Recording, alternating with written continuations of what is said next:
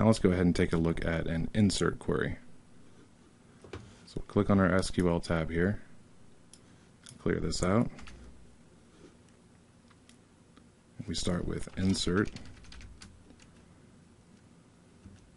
and then we say into. So you always remember these go together. So insert into, then we choose the table that we want to insert information into, or data into, and we're going to say nav. Now we need to give it the data that we want to insert into this table. Now we don't have to insert data into every single column, so we first choose the columns we want to access. So in parentheses, we're going to list out the columns we want. We're going to do label, comma, position, comma, URL, comma, position, and since we know status is already going to be 1, we can leave that blank.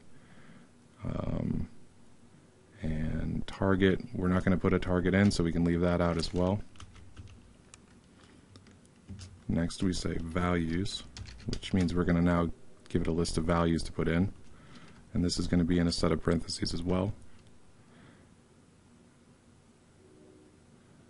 And we're going to do this the same way we did the column names, so value, comma, value, comma, value. But this does need to be in the exact same order as the column names we gave. So we're going to need to give it the label first, the URL, and then the position.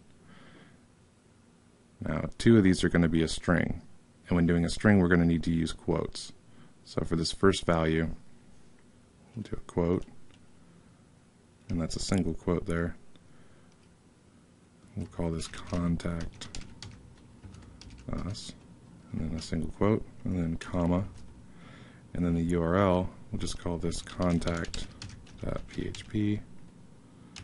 quote, comma, and then the position is an integer, so we don't need a quote for that. This is going to be position number 5. So there we go. We have insert into nav, the columns we want to insert into, and the values that we want to put in those columns. Go ahead and run this by clicking go. And there you go. Now if we would have had an error in our syntax, it would have told us here that we had an error, and 9 times out of 10 it would have not run the query. So we'll go over here to browse, and there you go. You can see the record we just put in.